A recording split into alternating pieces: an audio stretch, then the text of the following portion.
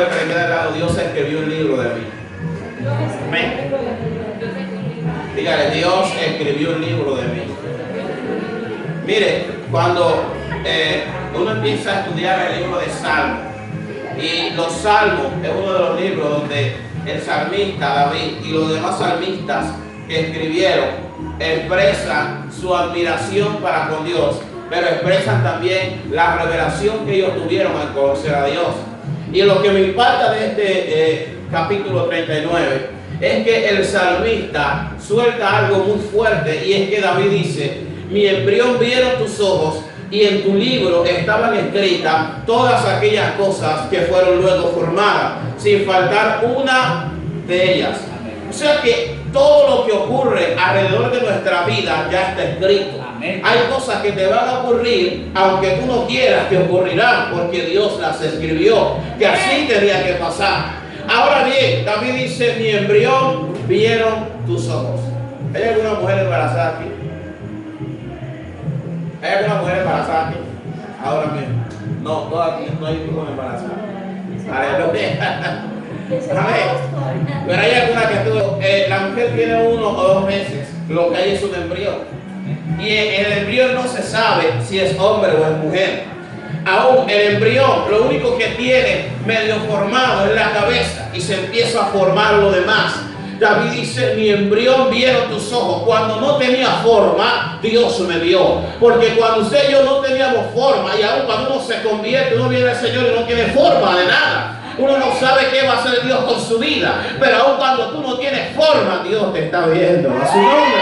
Aún cuando tú no tienes forma, Dios escribió algo de ti. Aún cuando uno no entiende algunas cosas en la palabra de Dios, Dios tiene algo escrito de nosotros. Yo decía hoy, estábamos compartiendo en un ayuno, y decía esto, que me pareció muy fuerte. Porque la Biblia dice que cuando Jesús lo iban a crucificar, Pedro le dice a Jesús: Señor, donde tú vayas yo iré, y donde tú mueras yo moriré. Moriré contigo e iré donde tú vayas, yo voy a ir. Pero Jesús se lo queda viendo y le dice a Pedro: yo te digo que no cantará el gallo cuando tú me habrás negado 3 veces. Ahora, Jesús soltó algo que estaba escrito, porque era necesario que uno lo entregara y otro lo negara. A su nombre. Y Pedro entró en lo que estaba escrito para negarlo. Ahora, cuando uno mira bien, cuando a Jesús lo llevan preso, uno se da cuenta que Pedro no quería negar a Jesús. Porque ¿quién es que sale a defender a Jesús? ¿Quién es que saca su espada? O sea que estaba dispuesto a morir, pero tenía una palabra: tú me vas a negar antes que el gallo cante. A su nombre. Había algo escrito de Pedro, ¿sí o no? Y lo que estaba escrito de Simón Pedro se tenía que cumplir. ¿Saben qué es lo que a mí me causa admiración de lo que Jesús le declara a Pedro? Es que los gallos naturalmente cantan a las 3 de la mañana. Si usted está en un campo, a la 1 de la mañana canta el gallo, a las 3 vuelve a cantar y canta nuevamente a las 6 de la mañana. Pero el gallo dijo: no puedo cantar hasta que él niegue a Jesús, porque está escrito. Todos los gallos, a su nombre.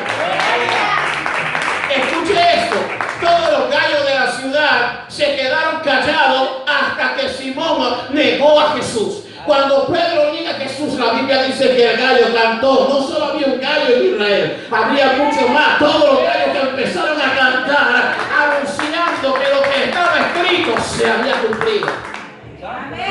En otras palabras, usted y yo podemos querer sacar el cuerpo a Dios, pero si Dios escribió que usted le va a servir, aunque usted no quiera, le servirá. Si Dios escribió que tu familia le va a servir, aunque usted no quiera, su familia completa le servirá a Jesús.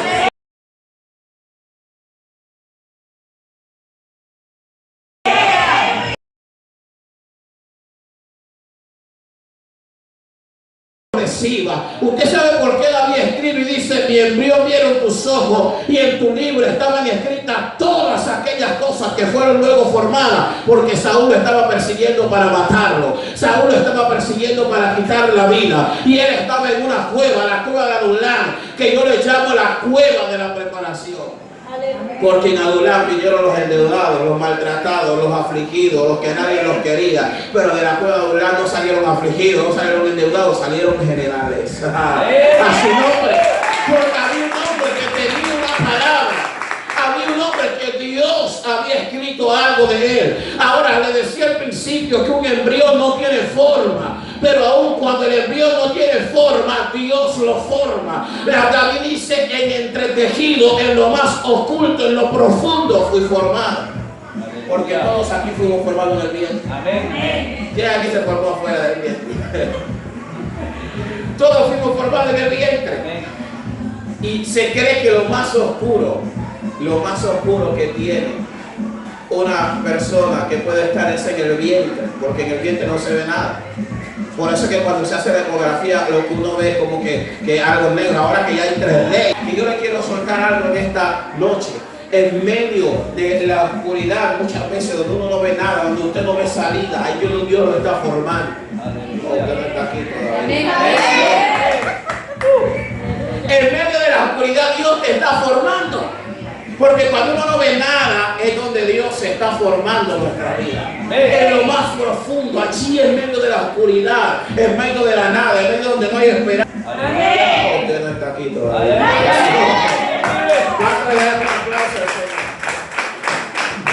Y él ya las había visto, pero faltaban otras que fueran formadas en su vida.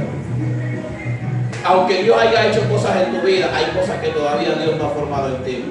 Pero Dios las va a formar. Lo que todavía no se ha formado en tu vida, Dios lo va a formar. Estás en las manos del alfarero. Él te está formando, Él te está puliendo, Él te está haciendo una vasija de honra, una vasija para brillar. Mire, yo creo firmemente a esto, que una vasija, los alfareros tenían dos tipos de vasija. Había una vasija que era común, y es que cuando uno está en su casa, uno tiene vasos plásticos que son comunes.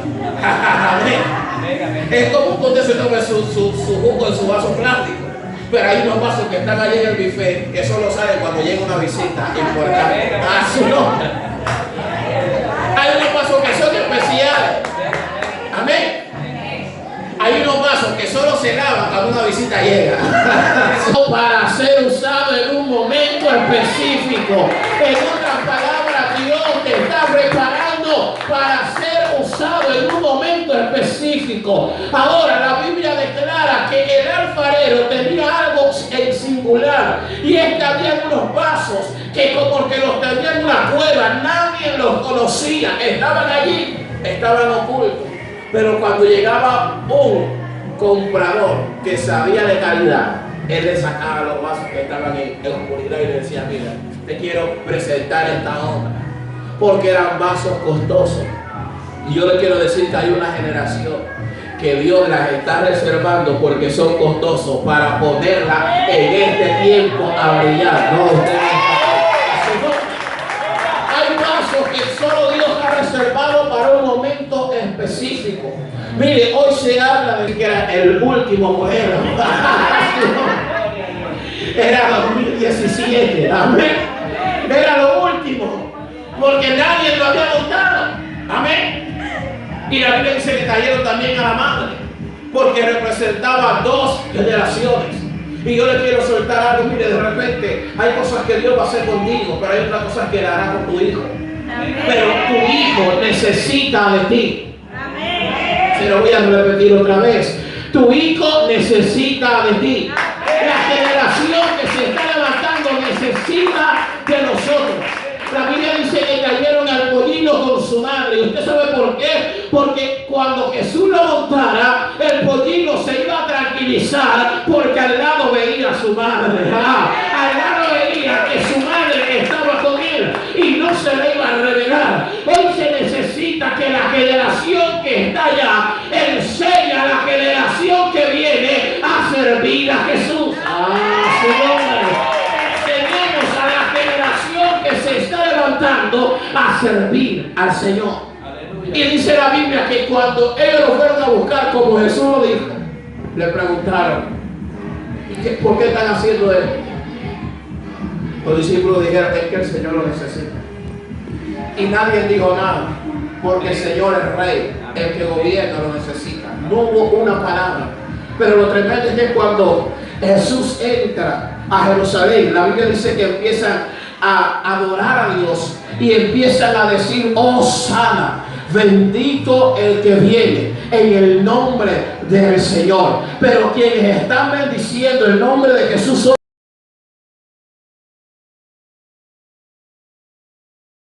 vivió Pablo, sufrimiento, estuvo preso, todas las cartas paulinas fueron escritas en la cárcel, porque Dios soltó sobre él esta palabra. Él persiguió y a él le tocó vivir perseguido, pero toda su vida Pablo entendió que todo lo que Dios había dicho de él tenía cumplimiento. Porque muchas veces nosotros nos desesperamos porque no entendemos lo que Dios ha escrito de nosotros.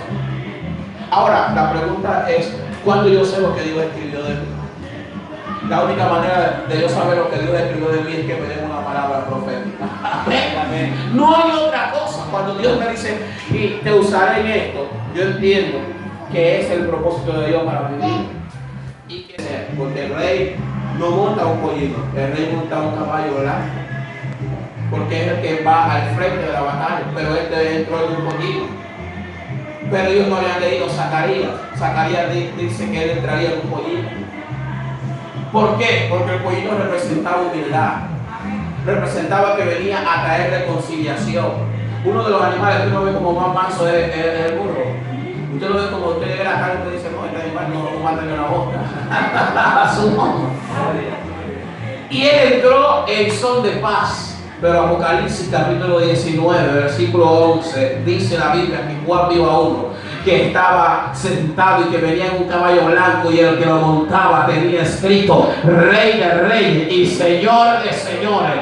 Porque por primera vez vino en un pollino, pero a la segunda vez vendrá en un caballo, vendrá en son de guerra, no vendrá a reconciliar a nadie, vendrá a juzgar al mundo. Por eso yo quiero dejarle con esto, quiero terminar con esto. Yo creo que una de las revelaciones más fuertes que nos ha dado el salmista David fue el Salmo 139. Porque en el Salmo 139 no solo David revela el propósito de Dios para su vida, sino que él dice, Señor, tus pensamientos son demasiado maravillosos. Si yo los enumero, se multiplican. ¿Por qué? Porque David dijo, ¿a dónde yo iré de tu presencia? Si yo me voy a las nubes, allí tú estarás. Y si yo desciendo al Señor, al lugar de los muertos, aún allí me guiará tu mano. Y si yo me voy a la oscuridad, aquí lo mismo te son las tinieblas que la luz. Porque para usted y para mí fue creada el día y la noche. Pero para Dios no hay tiempo, porque Él habita la eternidad. Él no tiene tiempo. A Él es lo mismo si es de día o si es de noche. ¿Sabe por qué? Porque Él no tiene tiempo de variación. En otras palabras, usted y yo somos cambiantes de acuerdo al tiempo. Aún se dice que las mujeres cambian de acuerdo al ciclo de su periodo. Hay mujeres que en el periodo están enojadas que Dios mío, a su nombre. Cuando están aquí, que no quieren a nadie cerca, ni al esposo lo quieren cerca. Y uno dice, pero ¿por qué estás enojado? ¿Por qué estás así? No sabe por qué está, a su nombre. Y se le llama que es el cambio hormonal. Amén. Pero el Dios al que usted y yo servimos es un Dios que no tiene tiempo ni cambio ni variación. Él no cambia. Él sigue siendo el mismo. Hebreos 13:8 declara que es el mismo ayer, hoy y el de por los siglos de los siglos. Aunque usted y yo cambiemos, Él no cambia. Él permanece igual. En otras palabras, no sé cuál es tu estado emocional hoy. No sé cuál es tu estado espiritual hoy. Pero sí te puedo decir que Dios todavía sigue con la misma palabra que te dijo ayer. Lo que Él te dijo ayer está vigente todavía. Claro, usted no me escuchó, yo se lo voy a repetir. Lo que Él te dijo ayer está vigente todavía. Uno ve a un Pedro que niega a Jesús, pero Jesús después que resucita. ¿Cuántas veces negó Pedro a Jesús? ¿Cuántas veces lo negó?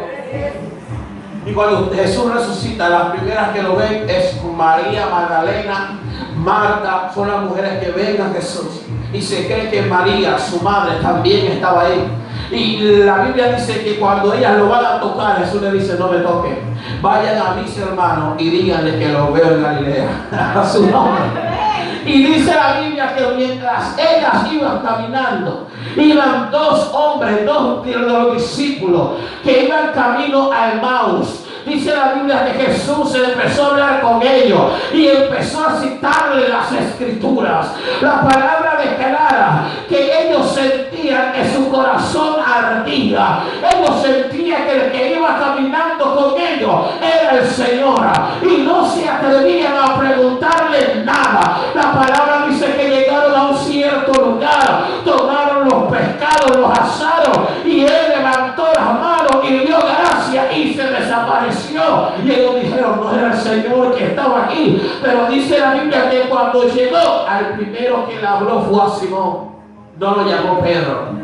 Cuando él le dijo, tú eres el Cristo, el Hijo de Dios, Jesús le dijo, bienaventurado eres, Simón, hijo de Jonás, porque no te lo reveló carne ni sangre, yo te digo que tú eres Pedro. A partir de ese día se le llamó Pedro, porque Simón era el nombre secular, era el nombre del hombre normal, del hombre natural, del hombre no cristiano, pero Pedro era el nombre del hombre cristiano. Pero cuando Jesús resucitó no lo llamó Pedro, lo llamó Simón.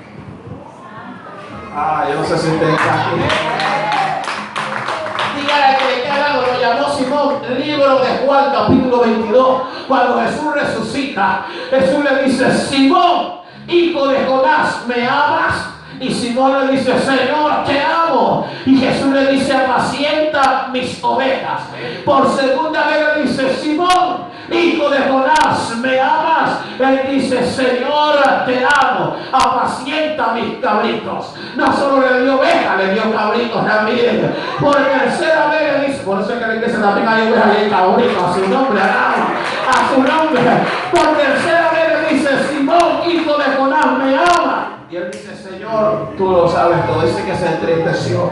Tú lo sabes todo. Y Jesús le dice, apacienta mis ovejas. Porque 3 veces lo negó Simón a Jesús. Y 3 veces Jesús le habló para restaurarlo. Porque el Dios al que tú sirves es un Dios de restauración. Ustedes están aquí. Es un Dios de restauración. Por eso, hermano, cuando alguien falla a Dios, hay que restaurarlo. ¿Sabe usted por qué? Porque la Biblia dice que la gloria postrera será mayor que la primera. Pero antes de venir una gloria postrera, tiene que haber una reedificación. Tiene que haber una restauración. Es más fácil edificar que reedificar. Porque cuando se edifica, se levanta de cero. Pero cuando se reedifica hay que modificar. Si usted compra una casa y usted aquí quiere otro arreglo, usted tiene que reedificarla. Si quiere un cuarto más grande, tiene que derrumbar uno y es más gasto. Por eso es que la restauración cuesta más. La reedificación, póngase de pie. A su nombre. Cuesta, ese es otro mensaje.